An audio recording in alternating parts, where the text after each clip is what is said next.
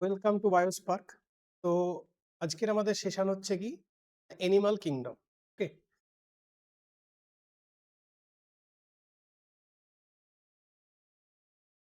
Animal kingdom আমরা bilingual পদ্ধতিতে পড়ব, অর্থাৎ যেটাকে আমরা বাংলায় বলে থাকি প্রাণী রাজ্য। ওকে, প্রথম কথা হচ্ছে যে আমরা এখান থেকে দুটো পয়েন্ট তুলবো। এক নাম্বার কথা হচ্ছে যে অ্যানিমাল এর কিছু বৈশিষ্ট্য আছে।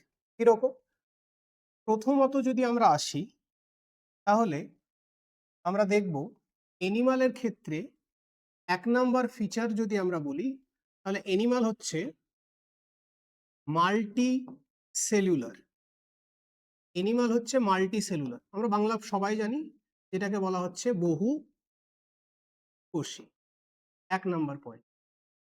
দ্বিতীয় পয়েন্ট যদি আমরা আসি তাহলে প্রত্যেকটা অ্যানিমালের ক্ষেত্রে আমরা মোটামুটি দেখব যে এরা হচ্ছে হেটারোট্রপ।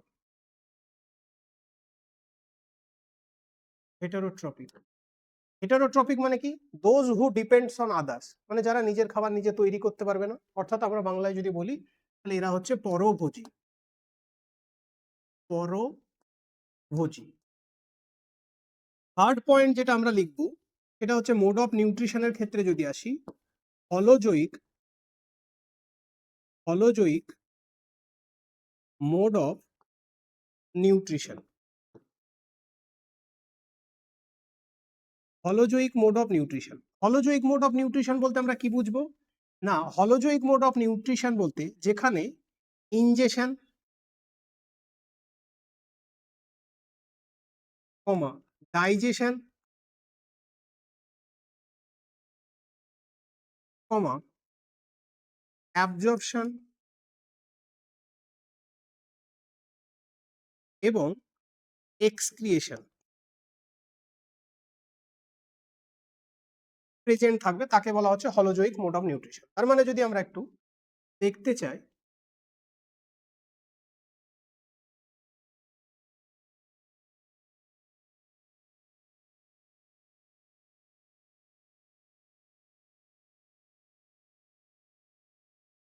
আমরা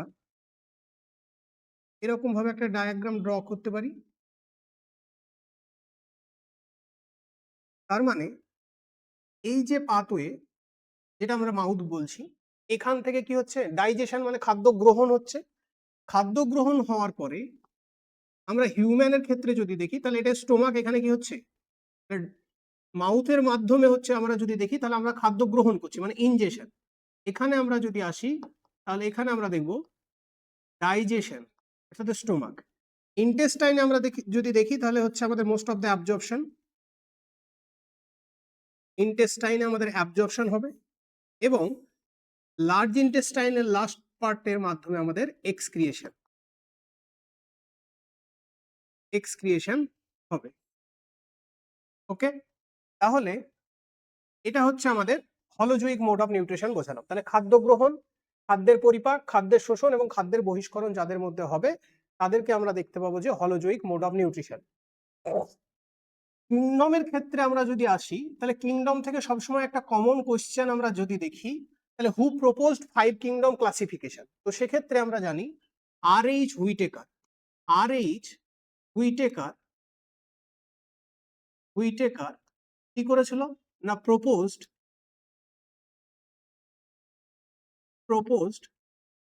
5 কিংডম ক্লাসিফিকেশন।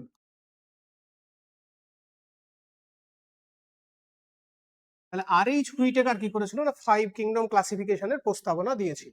এবার কোশ্চেন হচ্ছে যে যদি আমরা এনিমালের ক্ষেত্রে কিংডমকে ভাঙি তাহলে আমরা যেটা পাবো সেটা হচ্ছে ফাইলাম। তাহলে ফাইলামের ক্ষেত্রে ফাইলামের ক্ষেত্রে আমরা পড়ে এসছি ক্লাস 9-এ, তাই তো? এবং আমরা পড়ছি ক্লাস 11-এ। তাহলে আমাদেরকে প্রথম যদি আমরা দেখি তাহলে অ্যাকর্ডিং টু ইভলিউশন, আমাদের বায়োলজিটায় দাঁড়িয়ে আছে ইভলিউশনের উপরে, অর্থাৎ আমাদেরকে কিন্তু অ্যাকর্ডিং টু ইভলিউশন পরপর নামের সিকোয়েন্সটা মনে রাখতে হবে। তাহলে কি হবে, সুবিধা হবে এটাই যে আমরা যখন কোনো ক্যারেক্টারিস্টিক ফিচার যুক্ত করব তাহলে সেক্ষেত্রে সুবিধাটা হবে কি, যে পরপর সিকোয়েন্সে আমাদের বসাতে সুবিধা হবে। তাহলে আমাদের কাজ হচ্ছে পরপর ফাইলামগুলোর নামটা লিখে নেব। 1 নম্বরে আমরা লিখবো হচ্ছে পরিফেরা, 2 নম্বর হচ্ছে নিডারিয়া,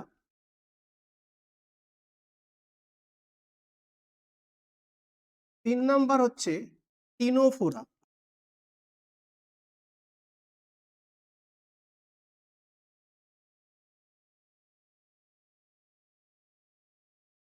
4 নম্বর হচ্ছে প্লাটিহেলমিনথিস,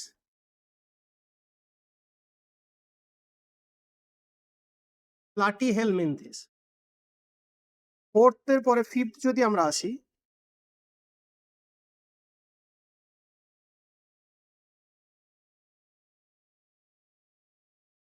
অ্যাস্কেহেলমিনথিস, তারপরে এসছে আমাদের অ্যানিলিডা, অ্যানিলিডা,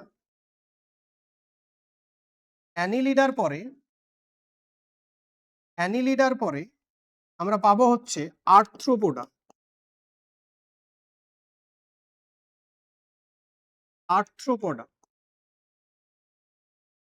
তাহলে আমাদের 6 নম্বর হলো। 7 নম্বরে আমরা লিখব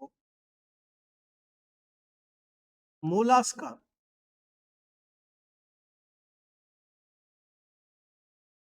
8 নম্বরে লিখব একাইনোডার্মাটা, 9 নম্বরে হচ্ছে হেমিকর্ডেটা,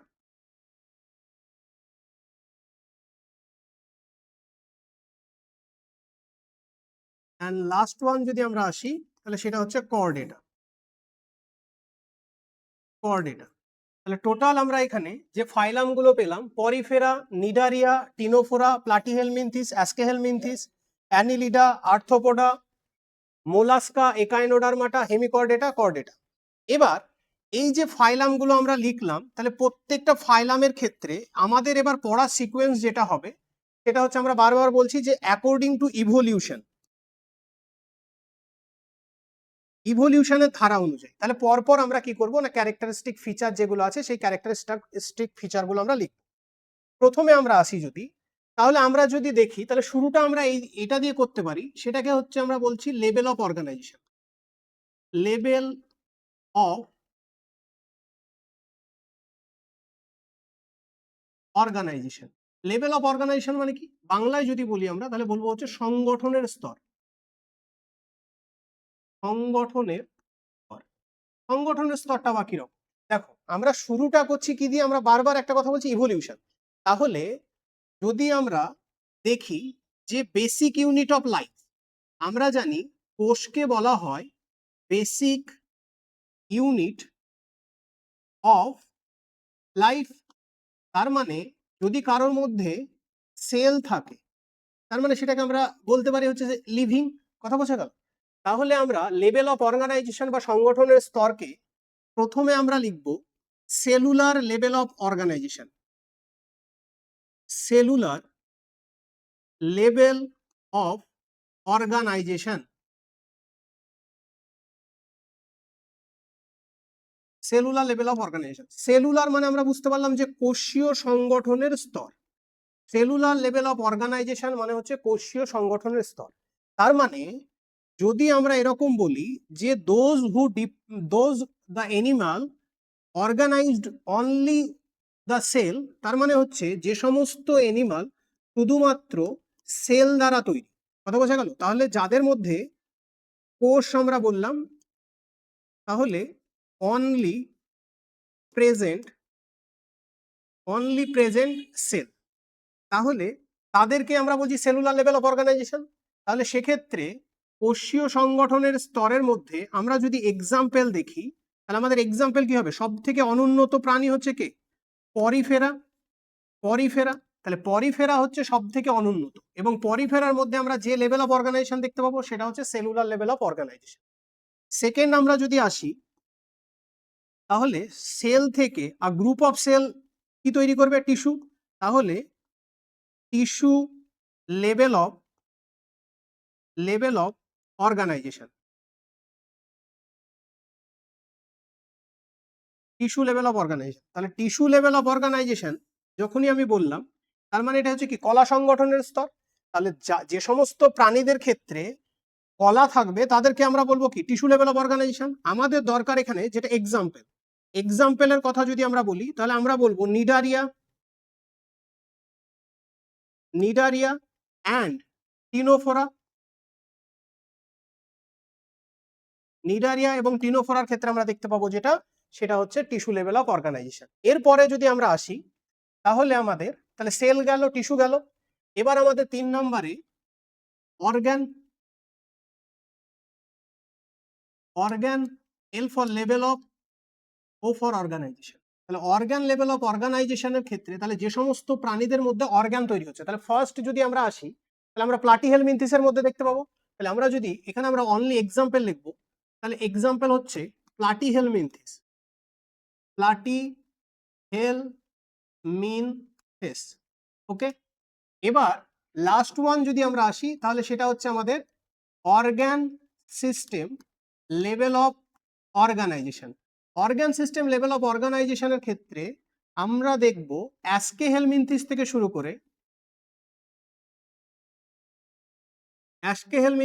শুরু করে, আপ টু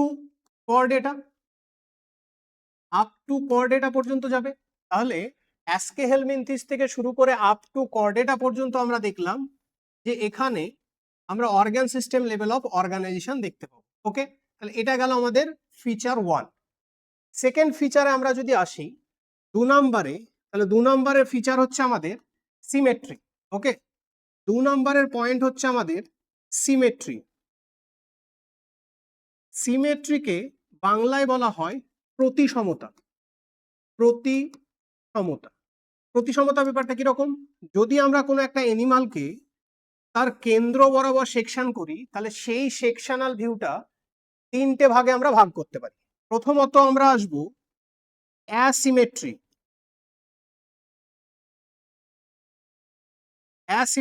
যেটাকে বাংলায় বলা হয় অপ্রতিসাম্য। অপ্রতিসাম্যর ক্ষেত্রে তাহলে এটা কি হচ্ছে যে আমাদের তাহলে স্টার্টিং এর ক্ষেত্রে আমরা প্রথমে ফাইলামগুলোর নাম লিখিয়ে দিয়েছি। তাহলে যখন ফাইলামগুলো লিখিয়ে দিয়েছি, তাহলে পরপর কেন মনে রাখতে বললাম? যাতে করে আমাদের বুঝতে সুবিধা হয়, এবং আমরা যখন কোনো ফিচার লিখছি, তাহলে সেই ফিচারটাকে আমরা ইজিলি পুট করতে পারবো। দেখো, এটা আমরা মোটামুটি একটা ছবি এঁকেছি, আমরা দেখেই বুঝতে পারছি যে এটা হচ্ছে একটা পরিফেরার এক্সাম্পল। তাহলে পরিফেরার ক্ষেত্রে যদি আসি, তাহলে দেখো, যদি আমরা এর যদি আমরা এটাকে সেন্টার ধরি, ঠিক আছে, তাহলে সেন্টার বরাবর আমরা একে যদি সেকশন করার চেষ্টা করি, ঠিক আছে, আমরা এই বরাবর সেকশন করার চেষ্টা করছি, তাহলে আমরা বুঝতেই পারছি যে কোনোভাবে এটা কি হচ্ছে, সমান দুটো ভাগে ভাগ হয়নি। তাহলে যদি কেউ সমান দুটো ভাগে ভাগ না হয়, তাহলে তাকে আমরা বলছি কি না অপ্রতিসাম্য। তাহলে পরিফেরার ক্ষেত্রে আমরা যেটা দেখতে পাচ্ছি সেটা হচ্ছে অপ্রতিসাম্য। সেকেন্ড পয়েন্টে আমরা আসছি। সেকেন্ড পয়েন্ট যদি আমরা আসি, তাহলে সেকেন্ড পয়েন্ট বেসড অন আমাদের হচ্ছে এনসিইআরটি তে আমরা যদি দেখি, তাহলে সেক্ষেত্রে লেখা আছে রেডিয়াল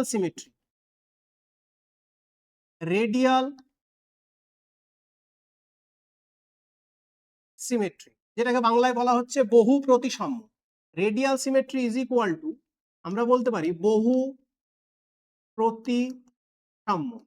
এই বহু প্রতিসাম্য কথাটা যখন বললাম, তার মানে তুমি ধরেই নিতে পারো যে আমি ধরলাম যে এটা হচ্ছে একটা এনিমাল। ওকে, এনিমালের তার মানে হচ্ছে কি সেন্টার এটা। তাহলে সেন্টার বরাবর আমরা যদি একে ভাগ করি, তাহলে যে কোনো প্লেনে একে সমান দুটো ভাগে ভাগ করতে পারছি। কথা বোঝা গেল? তাহলে এই রকম যদি আমরা দেখি, তাহলে এই বহু প্রতিসাম্যের এক্সাম্পল স্বরূপ আমাদের এনসিইআরটি তে দেওয়া আছে নিডারিয়া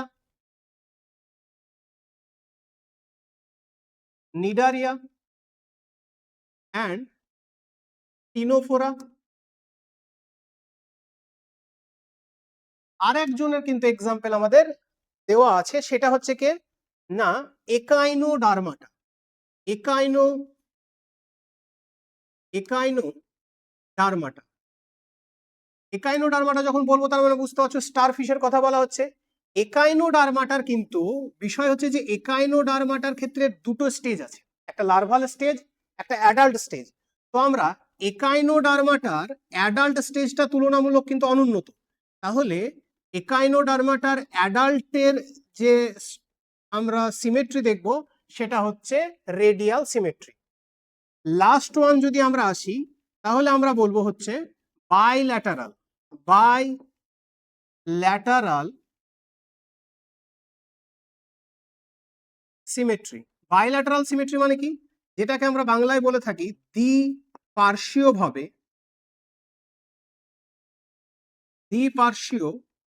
ভাবে প্রতিসাম্য। দ্বিপার্শ্বীয়ভাবে প্রতিসাম্য। তাহলে দ্বিপার্শ্বীয়ভাবে যখন প্রতিসাম্যর কথা আসলো, তার মানে যদি আমরা দেখি যে এরকম একটা ছবি দেখালাম, ওকে, এরকম একটা ছবি দেখালাম আমরা বোঝার সুবিধার্থে, তাহলে একে যদি আমরা সেকশন করি অনলি এই একটা প্লেনেই সমান দুটো ভাগে ভাগ করতে পারবো। এরকম ভাবে যদি আমরা সেকশন করে নিশ্চয়ই কোনোভাবে সমান দুটো ভাগে ভাগ হচ্ছে না। তো সেক্ষেত্রে এই যে আমরা আঁকলাম, ঠিক আছে, তো বাইল্যাটারালের ক্ষেত্রে যদি আমরা এক্সাম্পল বলি তাহলে দেখো তুমি এখানে শেষ করেছো কোথায়, এখানে শেষ করলে কোথায়, নিডারিয়া টিনোফোরা। তাহলে নিডারিয়া টিনোফোরার পরে যদি আমরা আসি তাহলে কে আছে, প্লাটিহেলমিনথিস। প্লাটিহেলমিনথিস থেকে আপ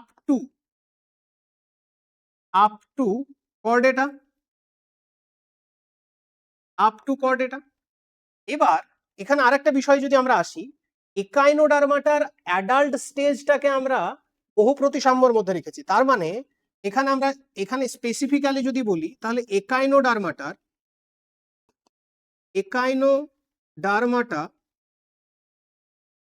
এর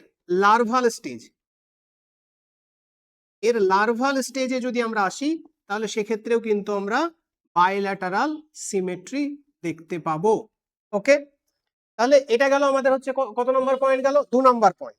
থার্ড পয়েন্টে যদি আমরা আসি, থার্ড পয়েন্টে হচ্ছে আমাদের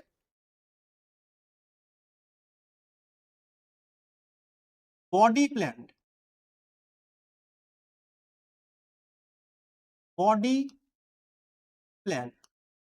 এই বডি প্ল্যানের কথা যদি আমরা বলি, বাংলায় বলা হয় দেহ নকশা।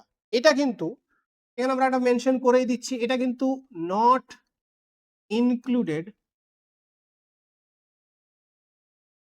In NCERT. এনসিইআরটিতে কিন্তু আমাদের বডি প্ল্যানের কথা মেনশন নেই।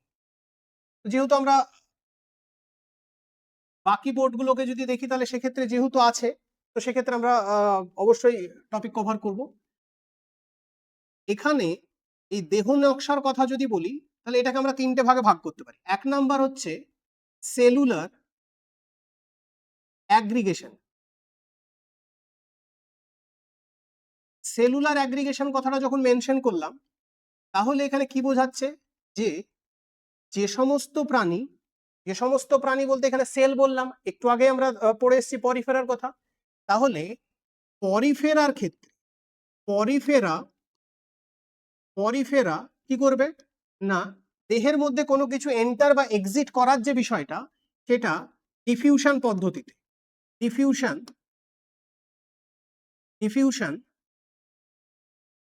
পদ্ধতিতে করে থাকে, যেটাকে আমরা বাংলায় বলে থাকি ব্যাপন। তাহলে ব্যাপন পদ্ধতিতে দেহের মধ্যে কোনো কিছু এন্টার এবং এক্সিট করবে খাদ্য। সেকেন্ড যদি আমরা আসি তাহলে সেকেন্ড পয়েন্ট হচ্ছে আমাদের ব্লাইন্ড স্যাক। এই ব্লাইন্ড স্যাকের ক্ষেত্রে কি হচ্ছে বিষয়টা, তাহলে আমরা বুঝতে পারছি এতক্ষণ টপিক শুনেই যে একটা খাদ্য গ্রহণের পদ্ধতিকে মোটামুটি বলতে চাইছে। তো সেক্ষেত্রে এখানে আমরা দেখতে পাচ্ছি যে কোনো একটা প্রাণী, এটা আমরা এক্সাম্পল আসছি, তার আগে আমরা দেখছি যে কোনো একটা প্রাণী, যে প্রাণীটা এই একটা ওপেনিং এর মাধ্যমে খাদ্য গ্রহণ করলো, ওকে, সেম তোমার হচ্ছে ওপেনিং এর মাধ্যমে আবার কি করছে না বহিষ্করণ করছে, মানে এক্সক্রিয়েশন করছে। তার মানে এখানে আমরা মেনশন করতেই পারি যে only one only one opening present, only one opening present, তাহলে একটাই ওপেনিং আছে, যে ওপেনিং এর মাধ্যমে খাদ্য গ্রহণ এবং খাদ্যের বহিষ্করণ ঘটছে। তাহলে সেক্ষেত্রে আমরা যদি এক্সাম্পলে আসি, তাহলে আমরা বলবো পরিফেরা তো আমাদের বাদ চলেই গেছে আগে, নিডারিয়া,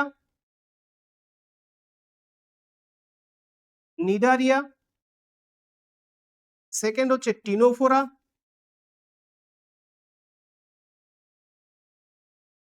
এবং প্লাটিহেলমিনথিস।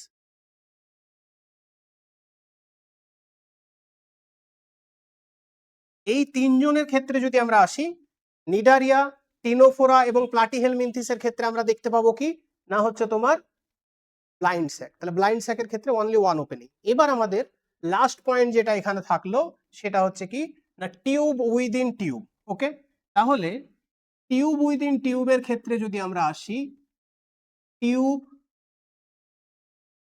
উইদিন টিউব, তাহলে কি মনে হচ্ছে নালীর মধ্যে নালী নাকি? তাহলে দেখো এখানে আমরা একটু গুছিয়ে দেখাচ্ছি। ওকে, বিষয়টা হচ্ছে কিরকম যে দেখো এখানে যদি আমরা দেখাই, তার মানে এটা একটা ওপেনিং, এর মাধ্যমে কি হচ্ছে, তার মানে খাদ্য গ্রহণ হচ্ছে। খাদ্য গ্রহণ, প্রথমেই আমরা বলে দিয়েছি খাদ্য গ্রহণ ইজ ইকুয়াল টু কি ইনজেশন, ইনজেশন হচ্ছে, এটা হচ্ছে একটা ওপেনিং যার মাধ্যমে এক্সক্রিয়েশন হচ্ছে। ওকে, মানে বহিষ্করণ হচ্ছে। তার মানে তোমার কাছে এখানে কি দাঁড়ালো যে এখানে টু ওপেনিং প্রেজেন্ট, ওকে, তাহলে একটা ওপেনিং এর মাধ্যমে খাদ্য গ্রহণ হচ্ছে, একটা ওপেনিং এর মাধ্যমে হচ্ছে এক্সক্রিয়েশন ঘটছে। ওকে, তাহলে এখানে আমরা দুটো ওপেনিং এর কথা বললাম। তাহলে এবার পরের পয়েন্ট আমরা কি আসবো, এক্সাম্পলের ক্ষেত্রে যদি আমরা আসি, দেখো পরিফেরা, নিডারিয়া, টিনোফোরা, প্লাটিহেলমিনথিস পার হয়ে গেছে, তাহলে পড়ে থাকলো আমাদের অ্যাস্কেহেলমিনথিস থেকে শুরু করে আপ টু কর্ডেটা পর্যন্ত যাবে। তাহলে আপ টু কর্ডেটা পর্যন্ত যাবে, তাহলে এইটুকু আমরা নিশ্চয়ই বুঝতে পারলাম। তাহলে আমরা কি বললাম যে যদি আমরা দেখি যে সেলুলার অ্যাগ্রিগেশন তাহলে পরিফেরা, যদি আমরা বলি ব্লাইন্ড স্যাক তাহলে Cnidaria, Ctenophora, Platyhelminthes. Third point আমরা বললাম যদি টিউব উইদিন টিউব বলি তাহলে হচ্ছে কি অ্যাস্কেহেলমিনথিস থেকে শুরু করে আপ টু আমাদের কতদূর পর্যন্ত যাবে না হচ্ছে কর্ডেটা পর্যন্ত যাবে। ওকে, এই পর্যন্ত নিশ্চয়ই প্রত্যেকের ক্লিয়ার, ভেরি গুড। এবার আমরা যেটা আসব সেটা হচ্ছে আমাদের পয়েন্ট হচ্ছে কি না জার্ম লেয়ার। জার্ম লেয়ার মানে আমরা বুঝতে পারছি যে ভ্রূণজ স্তরকে বোঝাচ্ছে। জার্ম লেয়ারের ক্ষেত্রে যদি আমরা আসি তাহলে সেক্ষেত্রে ভ্রূণের স্তরকে বোঝাচ্ছে। ঠিক আছে, তাহলে আমাদের পরের পয়েন্ট হচ্ছে জার্ম লেয়ার। ওকে, আমরা কালিটা একটু চেঞ্জ করি আমরা যাতে করে আমাদের ক্লিয়ারলি ভিজিবল হয়।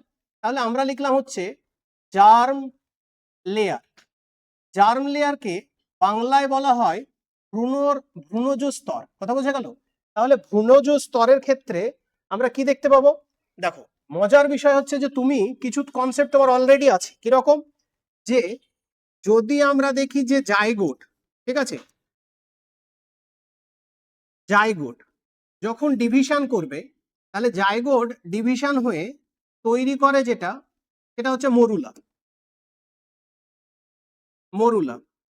মরুলা বিভাজিত হয়ে তৈরি করে যেটা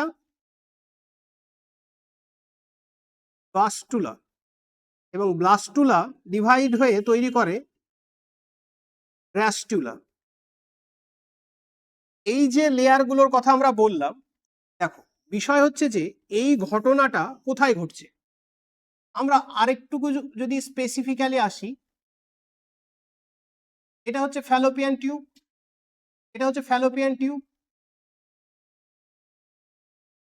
এটা ওভারি থেকে এগ রিলিজ হয়েছে। ওকে, ওভারি থেকে এগ রিলিজ হয়েছে। এবার এগ রিলিজ হয়েছে তার মানে কি হচ্ছে, ও ফার্টিলাইজড হতে চাইছে, আমি ফার্টিলাইজড হলো, এখানে ফার্টিলাইজড হলো, অ্যাম্পুলাতে ফার্টিলাইজড হয়, এটাকে আমি নাম দিলাম হচ্ছে ফার্টিলাইজড, যেহেতু হয়ে গেছে জাইগোট। এবার জাইগোট ডিভিশনের মাধ্যমে জাইগোট কি করবে, ডিভিশন করতে শুরু করবে, জাইগোট ডিভিশন করা শুরু করে দিল। ক্লিভেজ পদ্ধতিতে ডিভিশন করা শুরু করে দিল, ডিভিশন করে তৈরি করলো মরুলা, মরুলার পরে এখানে এই যে জরায়ুর যে গাত্র, এই গাত্রে এসে ইমপ্ল্যান্টেশন হবে কোন স্টেজে, না ব্লাস্টুলা, ব্লাস্টুলা। এবার পয়েন্ট হচ্ছে আমাদের তাহলে কোথায় আমরা পড়তে চাইছি কি না গ্রাস্টুলা। এবার কি হচ্ছে, ব্লাস্টুলা যখন ডিভাইড হবে তখন গ্রাস্টুলা স্টেজ আসবে, যখন গ্রাস্টুলা স্টেজে আসে তাহলে ব্লাস্টুলা স্টেজে ইমপ্ল্যান্টেশন হলো, গ্রাস্টুলা স্টেজে আসলে ভ্রূণের ক্ষেত্রে তিনটে লেয়ার ফর্ম হয়, একটোডাম, মেসোডাম, এন্ডোডাম। একটোডার্মাল লেয়ার কি তৈরি করে, যেমন আমাদের স্কিন, আমাদের হেয়ার এক্সেট্রা আমাদের তৈরি করে। মেসোডার্মাল যদি আমরা দেখি ব্লাড, আমাদের ইন্টেস্টাইন, এগুলো। এন্ডোডার্মাল অরিজিন যদি বলি তাহলে আমরা দেখবো যে আমাদের বিভিন্ন ধরনের তোমার হচ্ছে গ্ল্যান্ড, লাইক হচ্ছে আমাদের স্যালাইভারি গ্ল্যান্ড, থাইরয়েড গ্ল্যান্ড, এই সমস্ত গ্ল্যান্ডগুলো আমাদের এন্ডোডার্মাল অরিজিন। তার মানে যখনই গ্রাস্টুলা স্টেজে আসে আমাদের ক্ষেত্রে ইন হিউম্যান তিনটে লেয়ার তৈরি হয়, একটোডাম, মেসোডাম, এন্ডোডাম। সেই পয়েন্টটার রেসপেক্টে এখানে যদি আমরা আসি তাহলে দেখো এখানে আমরা দুটো লেয়ারের কথা বলেছি। একটা হচ্ছে, তার মানে আমরা জার্ম লেয়ারকে অর্থাৎ ভ্রূণজ স্তরকে, একটা হচ্ছে ডিপ্লোব্লাস্টিক,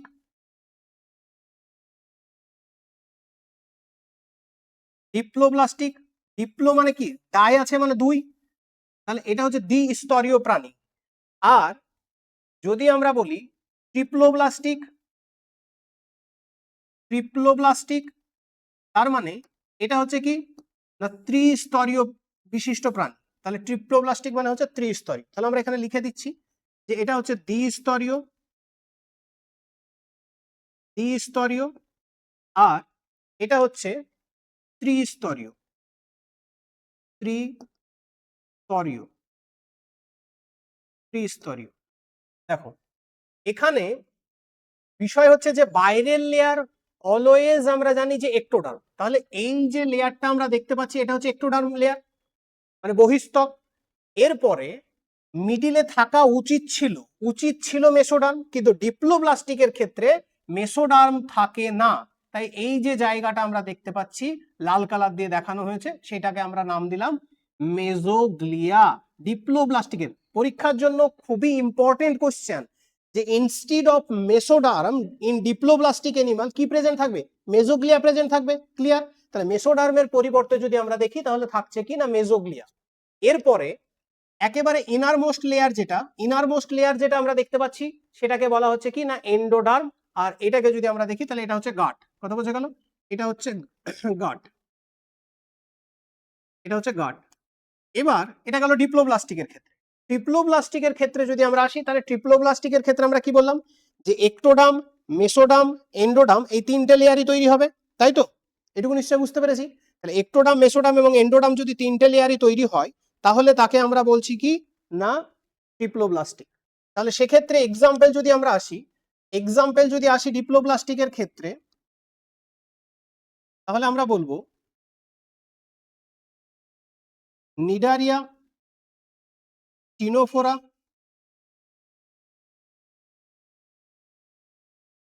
টিনোফোরা, ডিপ্লোব্লাস্টিক। ট্রিপ্লোব্লাস্টিকের ক্ষেত্রে যদি আসি তাহলে প্লাটিহেলমিনথিস থেকে শুরু করে আপ টু কর্ডেটা পর্যন্ত হচ্ছে ট্রিপ্লোব্লাস্টিক প্রাণী। ঠিক আছে, চলো এরপরে আমরা কি পড়বো, এরপরে আমরা যেটা পড়বো সেটা হচ্ছে সিলোম।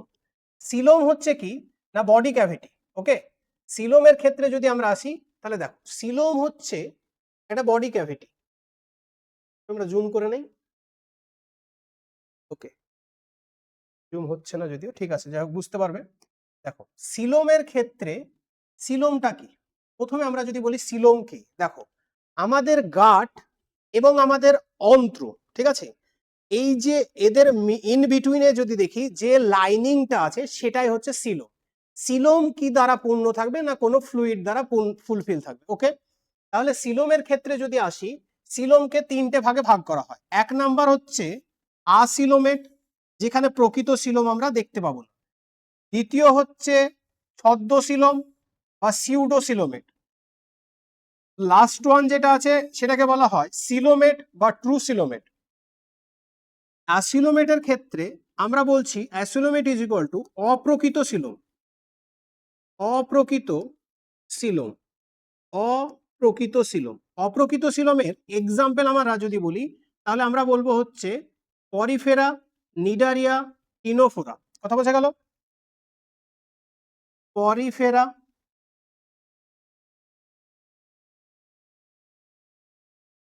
নিডারিয়া,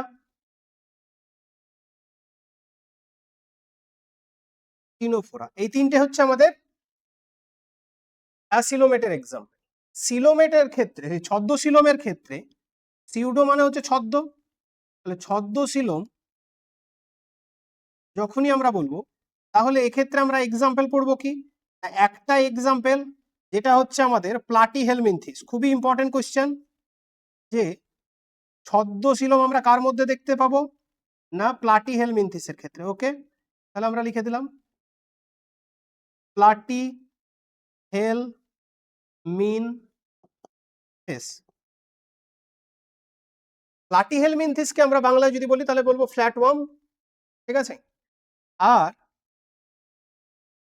সরি, এখানে একটু ভুল বলা হলো। অপ্রকৃত সিলোমের ক্ষেত্রে পরিফেরা, নিডারিয়া, টিনোফোরা, প্লাটিহেলমিনথিস, কথা বোঝা গেল? প্লাটিহেলমিনথিস পর্যন্ত যাবে হচ্ছে কে? না তোমার হচ্ছে অপ্রকৃত সিলোম।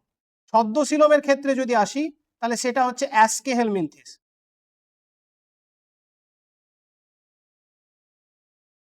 অ্যাস্কেহেলমিনথিস হচ্ছে ছদ্মসিলোম। আর প্রকৃত সিলোমের কথা যদি বলি, প্রকৃত সিলোমের কথা যদি আমরা বলি তাহলে কার কথা বলবো? প্রকৃত সিলোমের ক্ষেত্রে অ্যানিলিডা থেকে শুরু করে আপ টু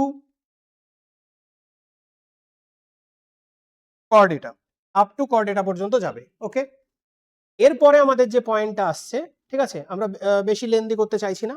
তাহলে আমরা দেখো, আমাদের কিন্তু একটা জিনিস আমরা ভালো করে বোঝার চেষ্টা করবো, এখানে কিন্তু আমাদের 50% কাজ হয়ে যাচ্ছে।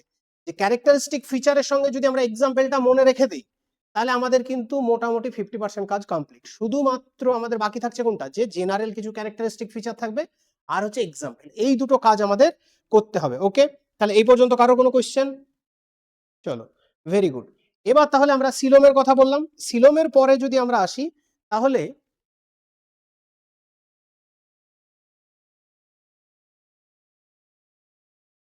আমরা পড়ব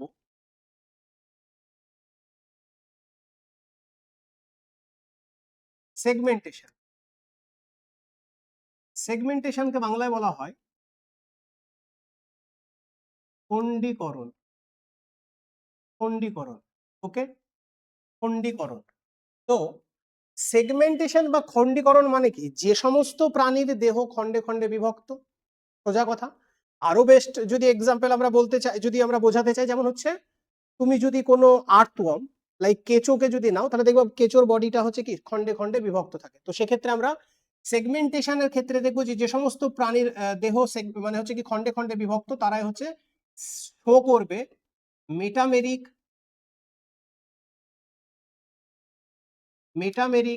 সেগমেন্টেশন।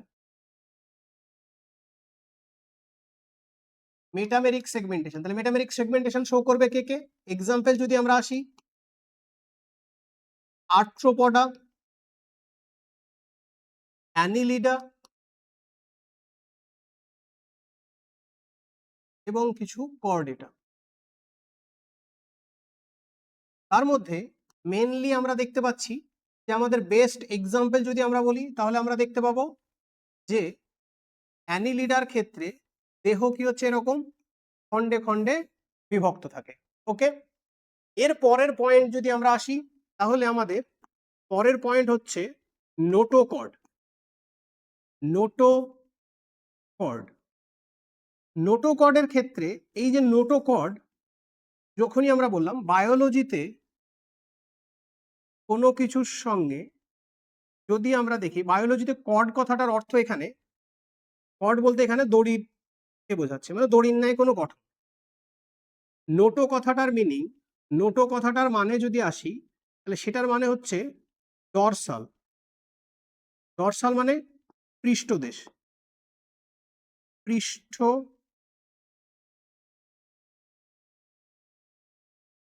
পৃষ্ঠদেশ, পৃষ্ঠদেশ। তাহলে কি দাঁড়ালো? যে সমস্ত প্রাণী তাদের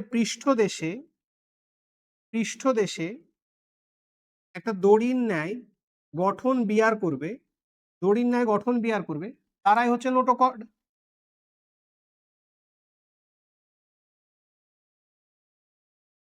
এই যে স্ট্রাকচারটা এটার নাম হচ্ছে নোটোকর্ড। ওকে, নোটোকর্ড আমরা কাদের ক্ষেত্রে দেখতে পাবো? নোটোকর্ড আমরা দেখতে পাবো হচ্ছে কর্ডেটার ক্ষেত্রে। কর্ডেটার ক্ষেত্রে, তাহলে কর্ডেটার ক্ষেত্রে এই দড়ির ন্যায় গঠন আমরা দেখতে পাবো। কথা বোঝা গেল? তাহলে এই যে কর্ড লিখলাম তার মানে এটাও একটা কি সেই দড়ি। আটা মানে হচ্ছে যারা বিয়ার করে বা বহন করে, তাহলে যারা নোটোকর্ড বিয়ার করছে তারাই হচ্ছে কর্ডেটা। তাহলে এক্সাম্পল হচ্ছে আমাদের কর্ডেটা। চলো শেষের দিকে চলে এসেছি আমরা। এরপরে যদি আমরা আসি তাহলে আমরা বলবো আমাদের মোটামুটি 8 নম্বর পয়েন্ট মেবি, তো সেক্ষেত্রে আমাদের আসছে digestive system. Digestive system, digestive সিস্টেমকে আমরা যদি আসি তাহলে আমরা দুটো ভাগে ভাগ করব। ওকে, কি কি না, একটা হচ্ছে আমাদের incomplete digestive system. Incomplete digestive system, incomplete digestive system. Incomplete মানে কি?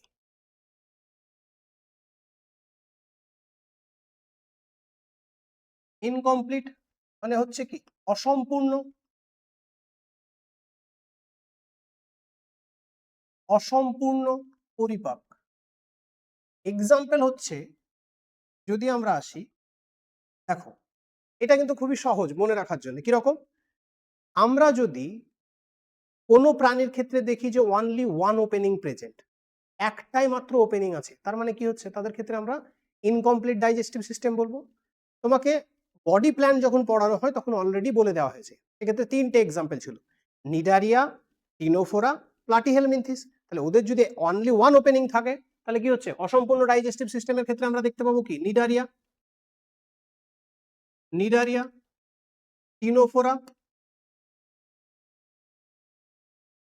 টিনোফোরা এবং প্লাটিহেলমিনথিস।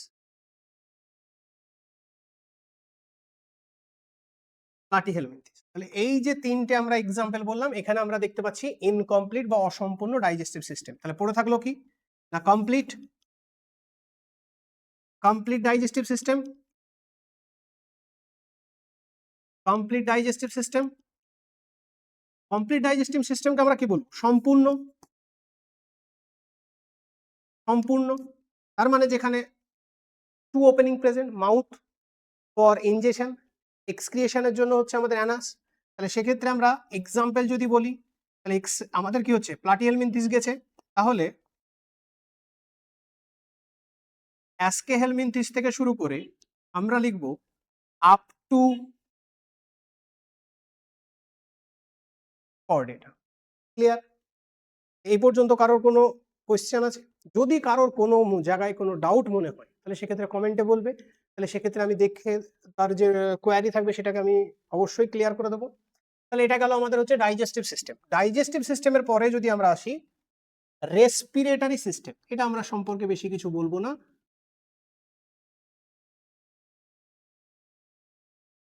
রেসপিরেটরি সিস্টেম,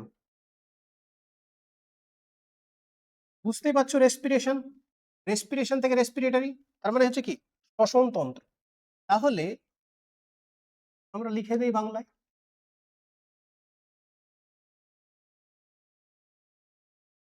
শ্বসন তন্ত্র। বিষয়টা হচ্ছে যে রেসপিরেটরি সিস্টেম যখন আমরা পড়বো তো পরিফেরা, নিডারিয়া, টিনোফোরা, প্লাটিহেলমিনথিস যা কিছু পড়লাম এখানে কিন্তু আমরা সেই রকম ভাবে আমরা রেসপিরেটরি সিস্টেম দেখতে পাবো না। আমরা যদি দেখি যে ফার্স্ট হচ্ছে আমাদের আর্থ্রোপোডা, তো আর্থ্রোপোডার ক্ষেত্রে আমরা ক্লিয়ারলি ভিজিবল হচ্ছে আমরা কি দেখতে পাবো না হচ্ছে রেসপিরেটরি সিস্টেম। সেক্ষেত্রে বিভিন্ন রেসপিরেটরি ট্র্যাকের নামও আছে নিশ্চয়ই আমরা জানি, ঠিক আছে, ট্রাকিড। তাহলে আমরা বলবো seen in arthropoda, arthropoda first time, first time. তাহলে প্রথম প্রথম আমরা কি দেখতে পেলাম রেসপিরেটরি সিস্টেম কার মধ্যে দেখতে পেলাম না আর্থ্রোপোডার মধ্যে আমরা দেখতে পেলাম। ওকে, এরপরে আমরা আসছি আমাদের সার্কুলেটরি সিস্টেম,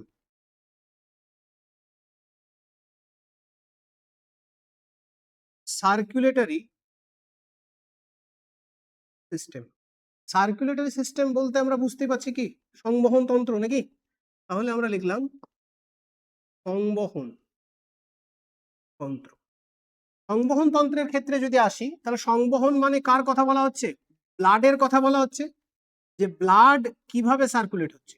তো সেই ব্লাড সার্কুলেশনকে আমরা দুটো ভাগে ভাগ করতে পারি। একটা হচ্ছে ওপেন টাইপ, ওপেন টাইপ যেটাকে আমরা বলে থাকি মুক্ত সংবহন, ওপেন টাইপ মানে মুক্ত সংবহন।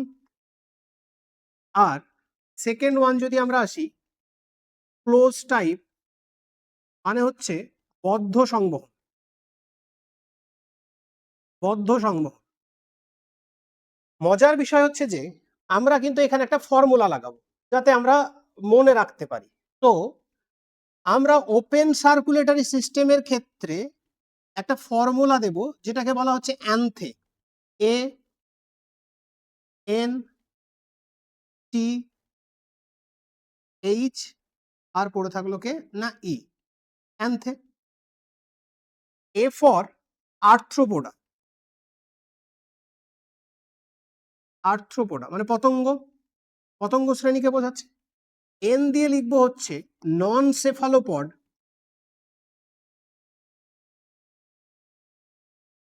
Cephalopod mollusca, mollusca. ই দিয়ে লিখবো হচ্ছে টিউনিকেটা, এইচ দিয়ে লিখবো আমরা হচ্ছে হেমিকর্ডেটা। আর লাস্ট যেটা আমরা ই লিখেছি, ই দিয়ে আমরা লিখবো হচ্ছে একাইনোডার্মাটা, ই দিয়ে লিখবো হচ্ছে একাইনোডার্মাটা। বুঝতে পারলে? এই যে আমরা পাঁচটা লিখলাম ফাইলাম, আর্থ্রোপোডা, নন সেফালোপড, মোলাস্কা, টিউনিকেটা, হেমিকর্ডেটা এবং হচ্ছে আমাদের একাইনোডার্মাটা, এই পাঁচজনের মধ্যে আমরা ওপেন টাইপ সার্কুলেশন দেখতে পাবো, মানে মুক্ত সংবহন যেখানে ব্লাড ভেসেলস প্রেজেন্ট থাকবে না। তাহলে ক্লোজ টাইপের ক্ষেত্রে ব্লাড ভেসেলস প্রেজেন্ট থাকবে। সেক্ষেত্রে আমরা যদি দেখি most of the vertebrate, most of the vertebrate show করবে close type of circulation. Clear? এই পর্যন্ত আশা করছি সবাই বুঝতে পেরেছো। চলো, তাহলে এই ছিল আমাদের টোটাল টপিক, ঠিক আছে? যেখানে আমরা একবার লাস্ট টাইম রিভিশন বলে দিচ্ছি। আমরা পড়লাম প্রথমে হচ্ছে কি লেভেল অফ অর্গানাইজেশন, যেখানে cellular, tissue, organ level of organisation এবং organ system level of organisation পর্যন্ত পড়লাম। সেকেন্ড পয়েন্ট ছিল আমাদের সিমেট্রি। থার্ড পয়েন্ট ছিল হচ্ছে আমাদের কি সিমেট্রির পরে আমরা কি বললাম অ্যাগ্রিগেশন, ঠিক আছে? বডি প্ল্যান, বডি প্ল্যানের মধ্যে সেলুলার অ্যাগ্রিগেশন, ব্লাইন্ড স্যাক এবং হচ্ছে টিউব উইদিন টিউব। তারপরে আমরা পড়লাম কি না আমাদের হচ্ছে জার্ম লেয়ার, জার্ম লেয়ারের পরে আমরা কি পড়লাম সিলোম, সিলোমের পরে আমরা কি পড়লাম না সেগমেন্টেশন, সেগমেন্টেশনের পরে আমরা কি পড়লাম না সেগমেন্টেশনের পরে হচ্ছে আমাদের ডাইজেস্টিভ সিস্টেম, তারপরে হচ্ছে আমাদের কি রেসপিরেটরি সিস্টেম, তারপরে হচ্ছে আমাদের সার্কুলেটরি সিস্টেম। এই সমস্ত পয়েন্টগুলো আমরা মোটামুটি কভার করলাম, যেখানে জেনারেল ক্যারেক্টারিস্টিক ফিচারগুলো কিন্তু তোমাকে সমস্ত কিছু বলে দেওয়া হলো। ওকে, তাহলে আশা করছি আমাদের মোটামুটি এটা হচ্ছে আমাদের ক্লাস 1 বলতে পারি আমরা। তাহলে 1 নম্বরে আমরা যতগুলো ক্যারেক্টারিস্টিক ফিচার ছিল সেগুলোকে আমরা যুক্ত করলাম। এর পরের দিন যেটা আমরা পড়বো সেটা হচ্ছে যে প্রত্যেকটা ফাইলামকে তুলবো, কথা বোঝা গেল? পরিফেরা নিডারিয়া এবং তাদের উইথ ডায়াগ্রাম আমরা দেখবো, জেনারেল কিছু ক্যারেক্টারিস্টিক ফিচার এবং হচ্ছে এক্সাম্পল। আরেকটা কথা যেহেতু কথা প্রসঙ্গে বলে দেই, ভিডিও বেশি বড় করব না, যে আমাদের কিন্তু নিটের এক্সামের জন্য সব থেকে ইম্পর্টেন্ট জায়গা যেটা সেটা হচ্ছে কিন্তু এক্সাম্পল, এক্সাম্পল দিয়ে কিন্তু তোমাকে কোশ্চেন দেওয়ার চেষ্টা করবে। ওকে, তো যাই হোক, এই ছিল আজকে আমাদের মোটামুটি টপিক, ঠিক আছে? তাহলে সবাইকে থ্যাংক ইউ, থ্যাংক ইউ, ঠিক আছে? বায়োস্পার্কের তরফ থেকে সবাইকে থ্যাংক ইউ। আমাদের বহরমপুরে ক্লাস 11 এবং 12-এর ব্যাচ চলছে, কন্টিনিউ ব্যাচ চলছে। তো সেক্ষেত্রে যদি কেউ অ্যাডমিশন নিতে চাও তো নিতে পারো। এখন যেহেতু সিলেবাস শেষ, পরের সেমিস্টার ছাড়া এখন অ্যাডমিশন নেওয়া হচ্ছে না। সিবিএসসিরও ব্যাচ চলছে ক্লাস 11। আর আরেকটা সুখবর হচ্ছে যে আমরা আগস্ট থেকে আগস্টের ফার্স্ট উইক থেকে প্রি মক টেস্ট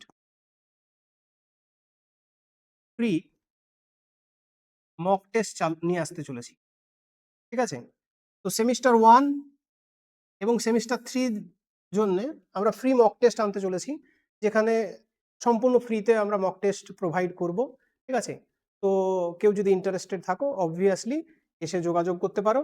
আর তাছাড়াও আমরা নাম্বার দিয়ে দিলাম, ঠিক আছে? যদি কারোর মনে হয় যে মক টেস্ট দেবে, আগে থেকে ইনফর্ম করতে হবে, কোশ্চেন প্রিন্টের ব্যাপার আছে।